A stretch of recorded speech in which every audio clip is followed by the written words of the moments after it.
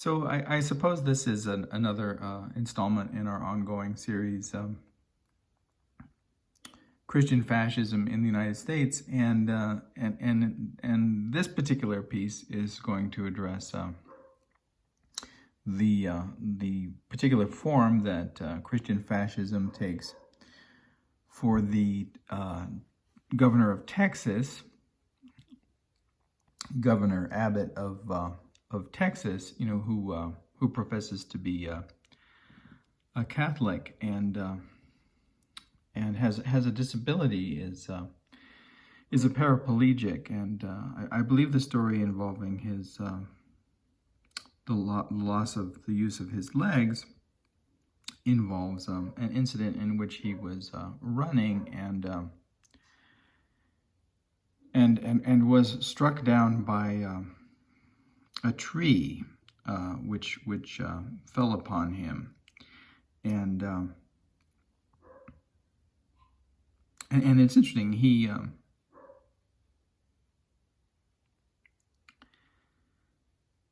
doesn't address that particular incident as an act of God, but he addresses other incidents as acts of God, and those incidents and the way that he addresses them as acts of God tend to play into this ideology of nationalism and separatism and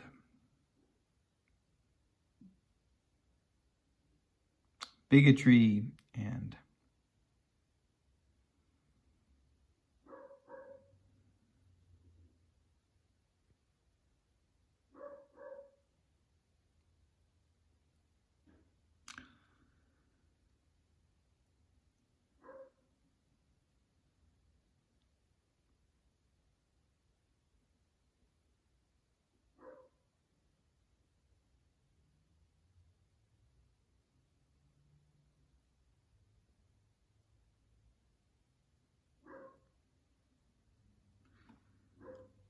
an uncaring selfishness that I've argued elsewhere, many times, really doesn't have anything to do with the teachings of the historical figure of Jesus, and therefore, I've questioned what it means, to utilize identification as a Christian in the service of promoting and acting upon these fascist family values, and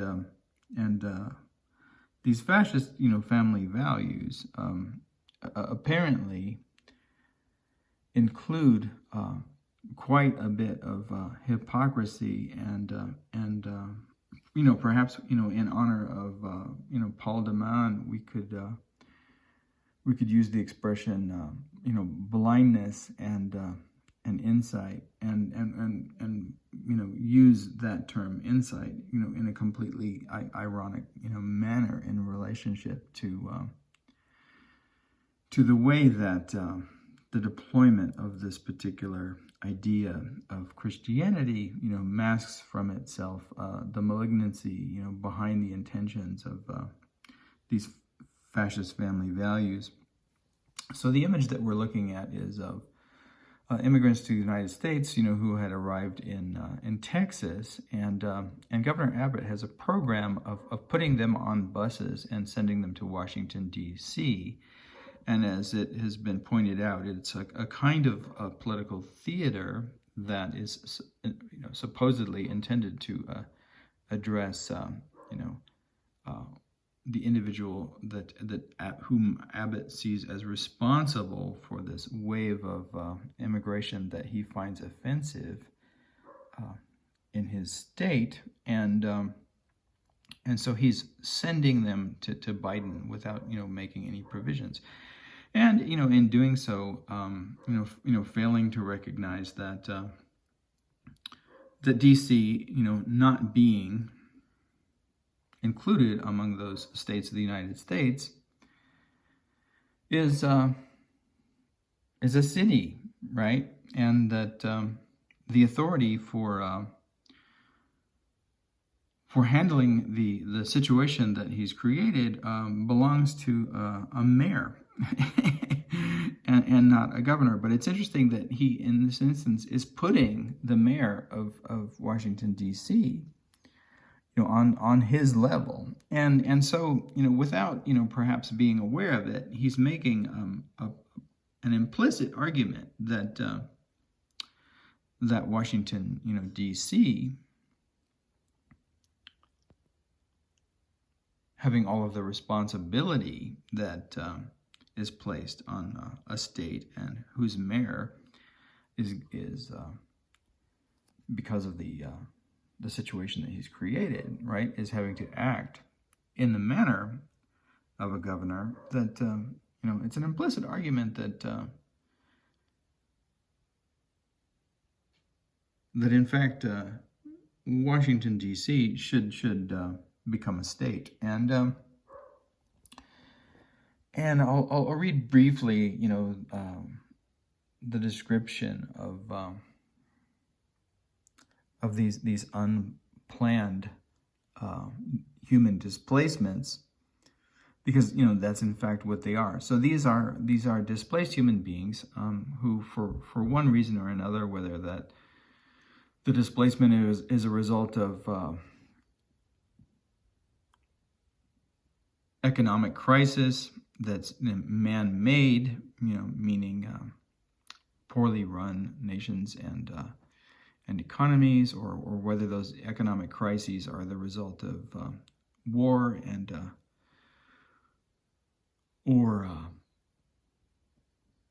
or conditions of natural disasters and fires and flooding, or whether there are other reasons for those human displacements that cause individuals to seek shelter and to find a means of survival, and do so by turning to those places and economies that for one reason or another offer the promise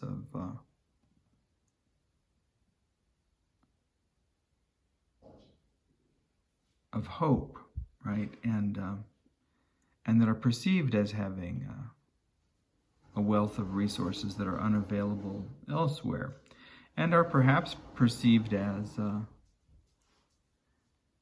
having a kind of graceful and charitable offering of inclusive belonging, and clearly in Texas,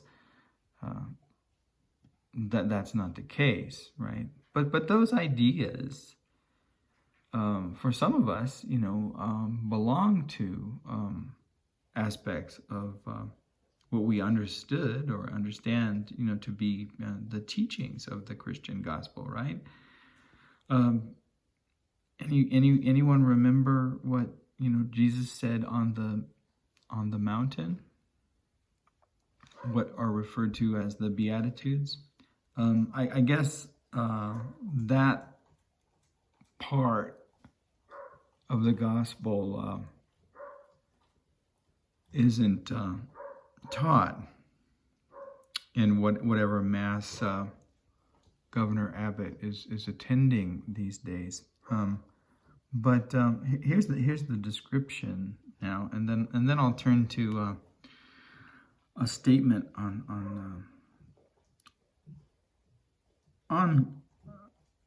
by Governor Greg Abbott concerning the role that his faith plays in his actions as governor, and try to draw out this irony of blindness and insight.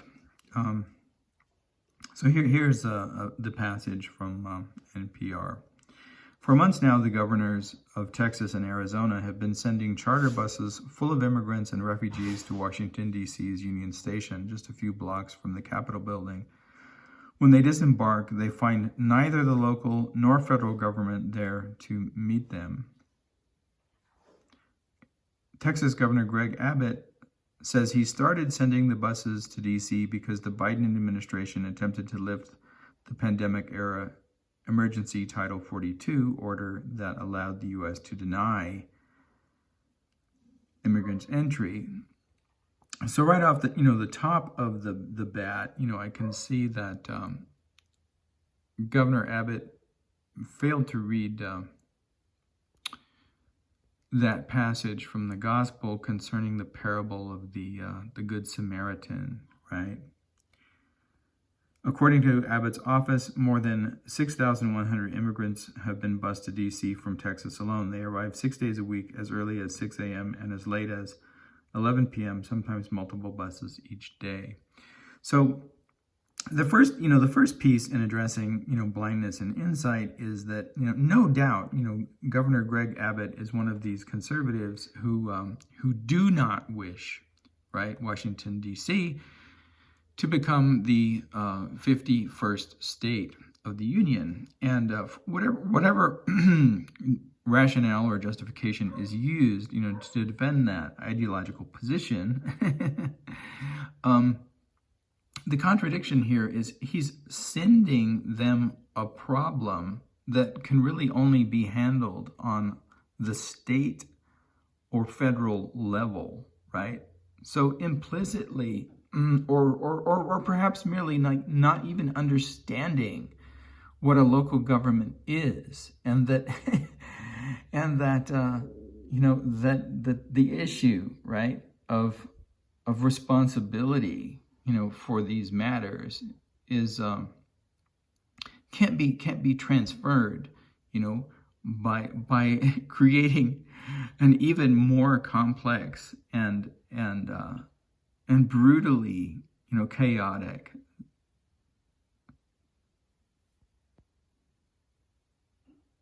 pattern of human displacement, right? In other words, whatever resources Texas, perceives itself to have or not have in relationship to the response of this humanitarian crisis, it certainly has more resources and venues and avenues open to deploying those resources, being a state and him being a governor, than the mayor of a city would have, correct? And, essentially, Washington, D.C.'s only recourse is to request assistance from the National Guard in handling this overwhelming amount of work and the building of networks of care, including how to house and feed and find and find resources for the survival of these individuals, and so that's the first issue, that we could point to and say that there's a blindness that he demonstrates, right, within this idea that, this is too much for our state to handle, so we're going to send these people to someplace even less equipped to handle the situation, right? And that's a kind of selfishness that I don't understand. I don't understand the way that it belongs to the idea of Catholic charity. I understand the way that it belongs to the idea of fascist family values. That's clear to me. But the other idea, I don't have. So I thought, I figured I didn't really know that much about, Governor Greg Abbott before I began looking at his background today. other than perhaps, that, he was struck by a tree, by the hand of God, and doesn't really seem to have gotten much, use out of that, and I understand, in my experience, the divine intervention always, occurs, with the gentlest touch possible, and a little tap on the shoulder, and don't do that. Maybe you want to change that behavior. Maybe a little louder. Maybe vocalization, a little angrier. To be hit by a tree, you really have to have ignored a lot of messages, and but it seems to be kind of an ongoing thing for Governor Abbott to ignore these messages. So I was looking at the background and what he says about his faith, and he always associates it. It's interesting. He likes to talk about his injury and how much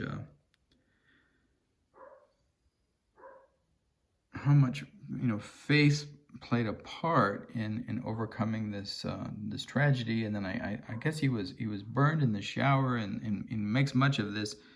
I don't know. I can't even turn up my water heater enough to get burned, even if I stood in the shower for hours and hours, and we have it set actually quite high. Why someone with an injury that causes partial paralysis would have his water heater set high enough to cause third-degree burns. I'm not exactly clear about, but but then we're very resistant to fire and extreme temperatures, and perhaps he isn't. So I'm not sure what how hot this water was, but apparently he was burned taking a long shower, I guess without assistance, and then had to spend time in the hospital. And we have to trust that this incident isn't just fabrication or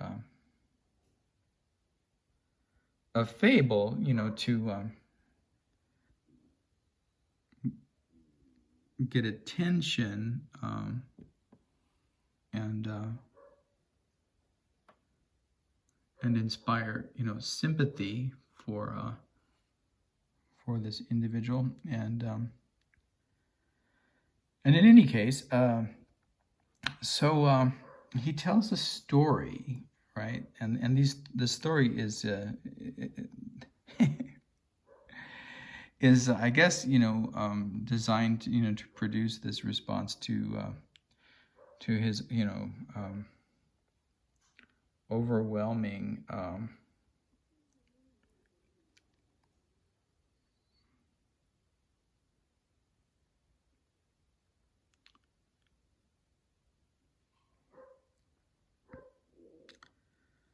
overwhelmingly Christian virtues. And so these are his words. When the July 7th shooting took place in downtown Dallas, I was in an emergency room in Wyoming, suffering from burns that had, this is, not very well written, or spoken, but suffering from burns that had burned all the skin off the top of my feet and my right shin. Very substantial third-degree burns. That very reminds me of Trump, right? And this sort of Trump move, right? Feel sorry for me. So unfair. No one in the history of U.S. politics has ever been more poorly treated or more unfairly treated than me, right? Even those. Never mind those people. Those presidents who were assassinated, right? Or and I learned at the time what happened in Dallas, and I told the doctors, you just gotta pack me up. I gotta get out of here to Dallas. And so And so it was responding to God's call to be responsive. Again, poorly spoken, but so again, it was responding to God's call to be responsive and care about others more than myself that allowed me to be able to do that. So the claim here, and it's of course a verbal claim, right? That he's claiming that even suffering these burns, these burns inflicted by this hot water heater, for some reason set to a temperature that could cause these scalding burns, and in a home in which resides an individual with partial paralysis that can't feel the hot water, and and takes showers on his own, for whatever reason, that these burns were inflicted, in here, by no act of God, or at least not recognized, and then this Christian self-sacrifice kicks in, and this courage, right, and he responds to the doctors and who want to keep him there in the hospital. Oh, no, you can't go because these burns, they're serious, and maybe you should turn down your hot water heater. And no, I've got to go because just like Jesus, I need to sacrifice myself, for the care and good of others. And this is the story, right? This is the story of faith, right? And this is the narcissistically inspired, this is bringing out all of the awards and accolades, and look how good I am, and very, very Trump move, right? Like Trump would say, I'm the least racist person that you can imagine, and then never mind my history of like denying African Americans residents in my apartment buildings, or never mind the fact that I put out a full page ad in the New York Times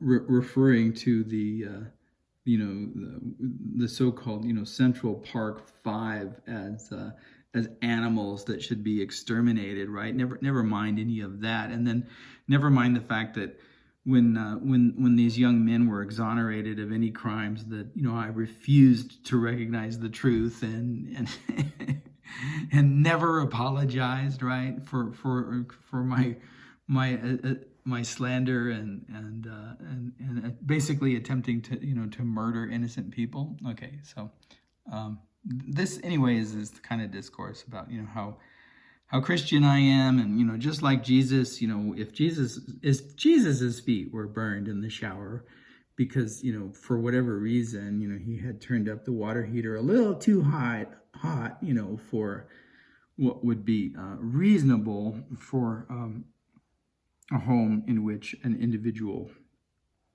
takes showers on his own, that can't feel the heat of the water. That he too would ask these doctors. Well, he wouldn't, because he would heal his own feet, right? But if he couldn't heal his own feet, he was like partial Jesus. He would ask these doctors for help, and then he would go, back to Dallas and produce more self-important propaganda around this incident, right? Which is really just a packaging move, right? It's just a self-promotion. That's why he really needs to get packaged up, because he needs to do the self-promotion. And this little discourse here is self-promotion, and this narrative is self-promotion. Okay, so this is the story, right? And Jesus told stories too, right? There's a number of ways of looking at the narrative of the life of Jesus. And there are three or four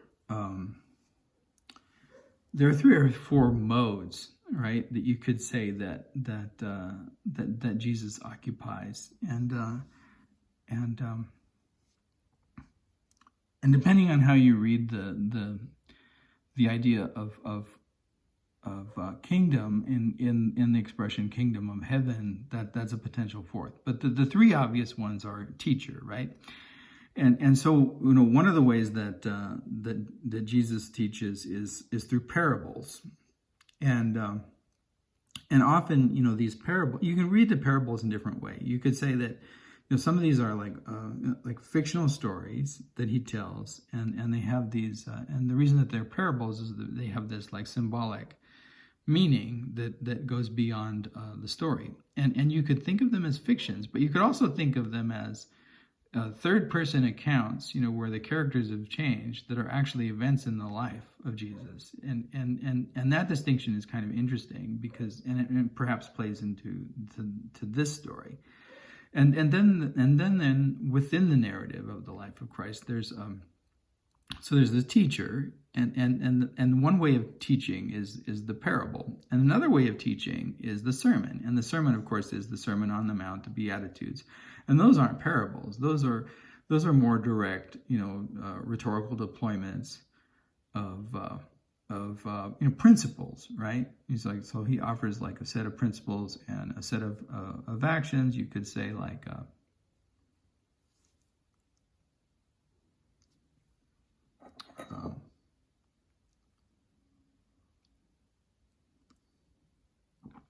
set of tenets. Right? They're not really laws like the Mosaic laws or rules, but they're a set of actions that are not required, but rather belong to the domain of choice, but that one can choose, right? As in, it is not a law to turn the other cheek if you're slapped, but it's a principle, it's a value, right?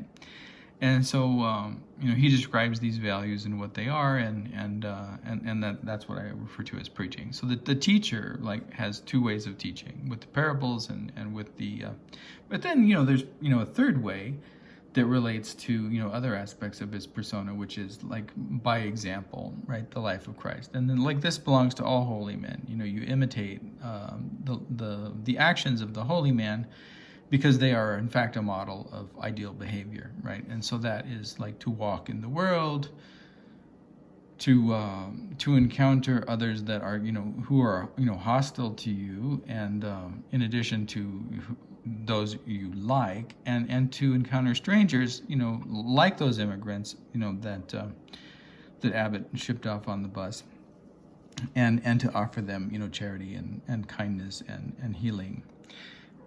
And that healing, relates to the second, dimension of Christ's existence on the earth, which is to heal, right? So the sick, and if you think of economic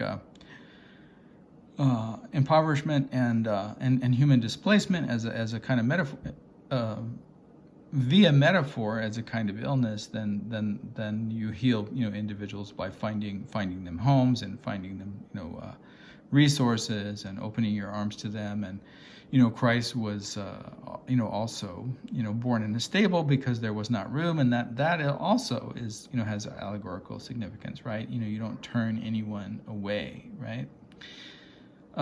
So there's the teacher, and there's the healer, and then in the way, at least in the way that it evolved as a myth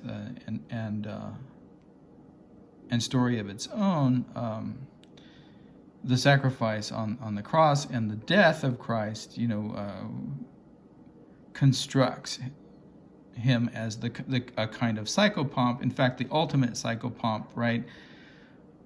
Because the shedding of his blood, allows others, to proceed directly from this world, to heaven. Do not.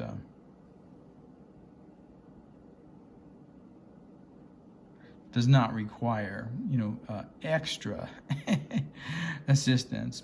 Although, Jesus Christ in his own teachings never taught that, but what he did teach was, do as I do. He became like the living model for what he expected the disciples to do once he was gone, right? And he said, even, you shall do what I do, but you shall even do more.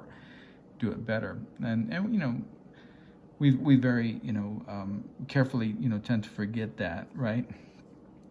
But Abbott, I guess he remembers it, on some level, because just like Christ, he's gonna get up, and well, not get up. He can't get up because he's in a wheelchair, but he's gonna get out of that hospital bed and get back into that wheelchair and roll right out, back to downtown Dallas.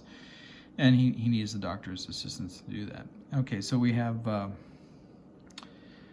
Jesus as teacher, we have Jesus as healer, we have Jesus as cycle pump, and then as I said, if you imagine the king in the kingdom of heaven as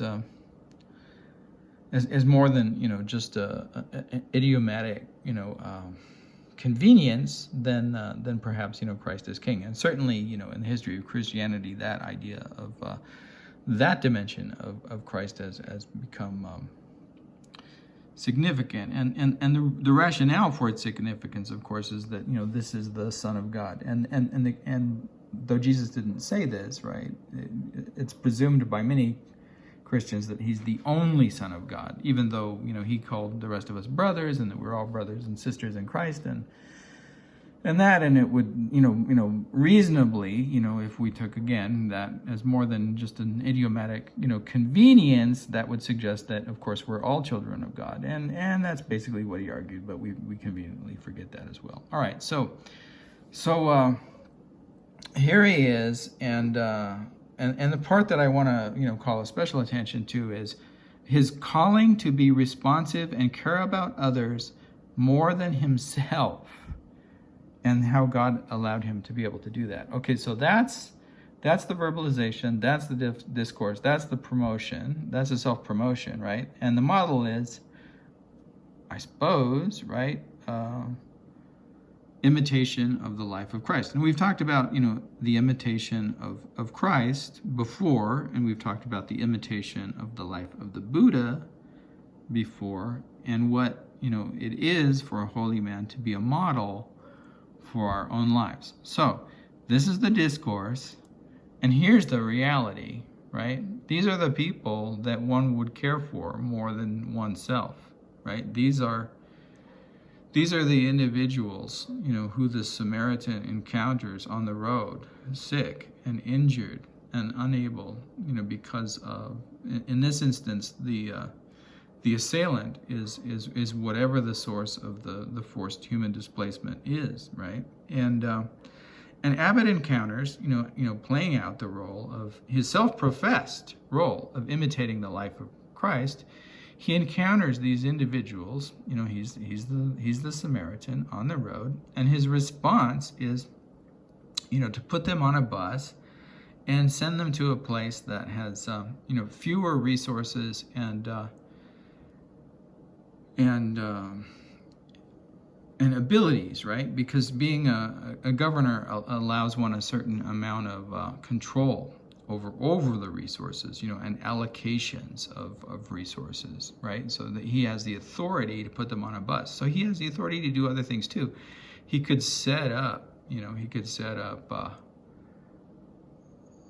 an apparatus, under which, these individuals could be fed, or he could set up an apparatus under which, they could be housed. But instead of doing that, he chose to put them on a bus and send them to a place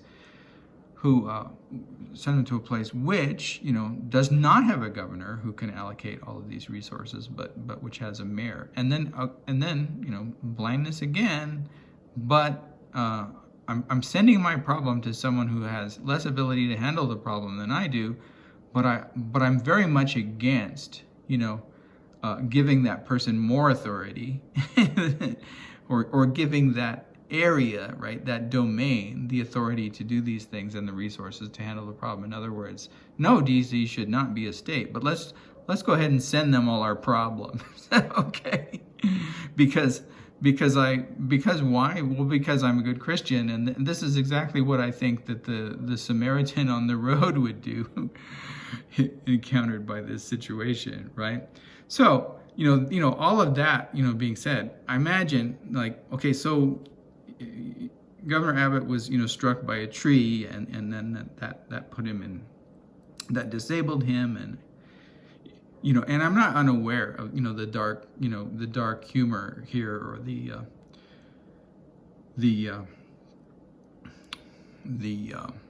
biting satire and sarcasm in my narrative, but this act of God, the tree falling on the individual, and as a wake-up call, not perhaps being enough to surmount the obstacles of blindness. Let's imagine, further, down the road, maybe it isn't, a hot water heater set too hot. Maybe it's something else. It could be another tree, or perhaps it's lightning, because there was a not to make too light of the situation. This incident involving individuals in Washington D.C. being struck by lightning, and unfortunately, I believe 2 of those individuals died, and they had sought shelter under a tree, which is of course not the best way to respond to a lightning storm. And unfortunately, people, don't know these basic principles of our universe, and why they don't know, or whether we as humans respond so much more out of fear than out of than rationality and knowledge and useful information. If that's in fact the cause, suggests that the way to survive is not by responding to our instinctual fears, but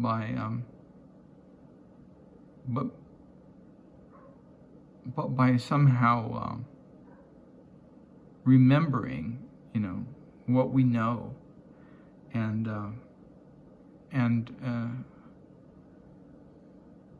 calling upon, those resources of our knowledge, and that, of course, means being educated in the first place, and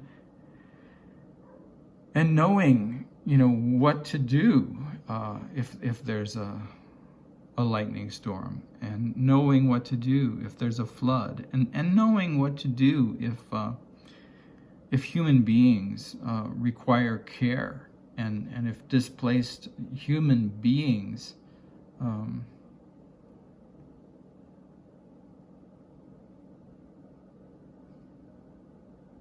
need food, and need shelter, and need a place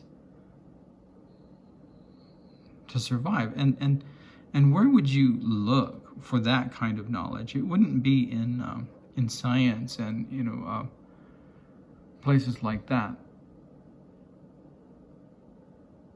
It would be in systems of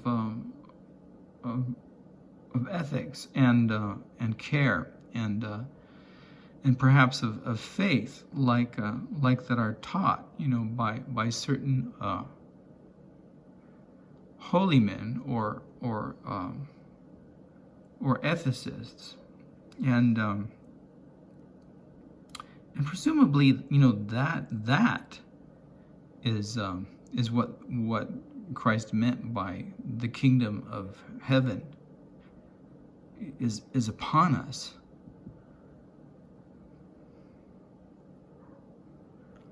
Presumably not that when it's all over, because a little water was sprinkled on our forehead, or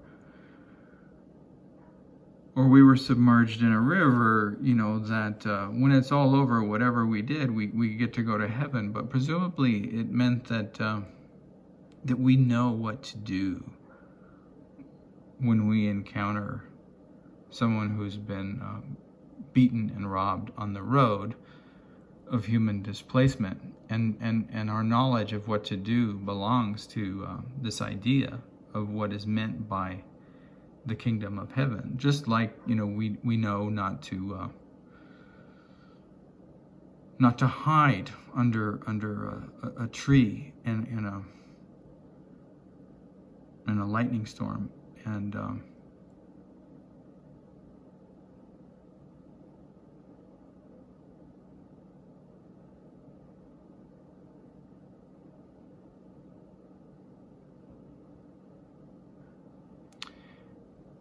we recognize that there's a difference between what we say about ourselves and what we do. And so, so I was imagining that confronting this blindness, on the part of Abbott, that perhaps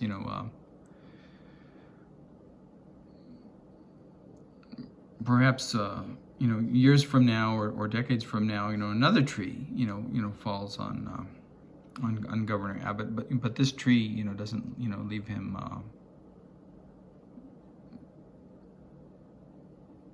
incapacitated, physically incapacitated, same way that the first one does, but perhaps, he doesn't survive, maybe we shouldn't say act of God, but whatever it is that causes this tree to fall, and for whatever reason he was under it. Now, we know that, he's not really very careful about the way that he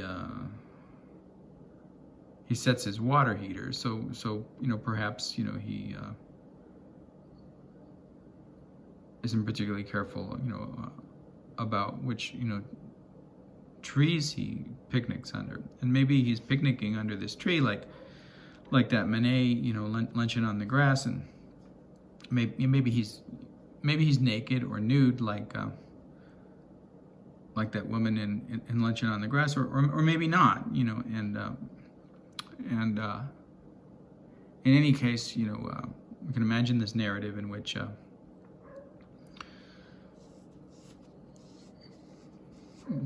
this tree, for whatever reason, falls on it. Whether that's, an act of God, or whether it's just because he's not really good about being careful about things, that this tree falls on and him, and he doesn't survive it. And so, maybe he's at the gates of paradise, or his version of paradise, which is not the paradise of the kingdom of heaven that, knows how to respond to situations like this.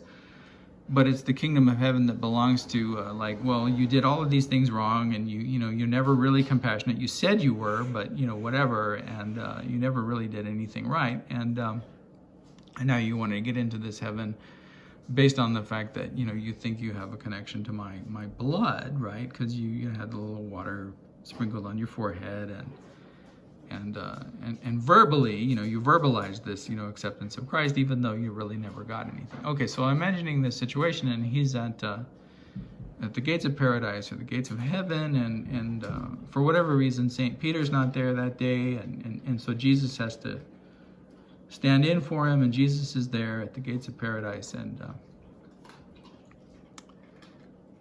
this is the conversation, and people will be familiar with it. We'll begin with Matthew 25:43, and Matthew 20:45-43 will be played by Governor Greg Abbott, of course. And so there's the text, and so this is what Governor Greg. I'm sorry, I'm incorrect here. This part is going to be played by Jesus, and Governor Greg Abbott has just asked Jesus, and well, why aren't you letting me in? I'm a Christian. I'm a good Catholic Christian, and can't you see that I'm in a wheelchair? Don't you feel sorry for me? You're supposed to feel sorry for the sick and the infirm and the hurt and all that, right? So why aren't you letting me in? Don't you think it's enough that I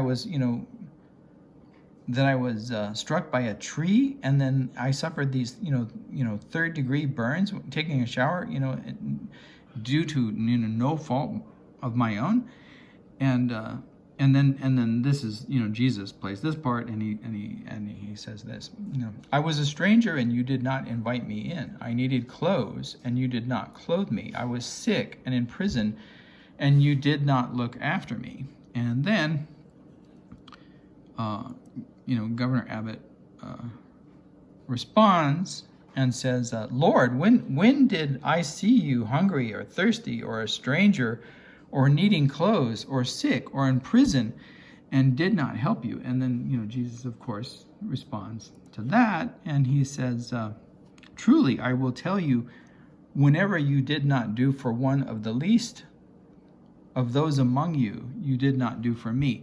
And of course, who he's referring to there are all these individuals that, whom Governor Greg Abbott, placed on a bus and sent to Washington, D.C.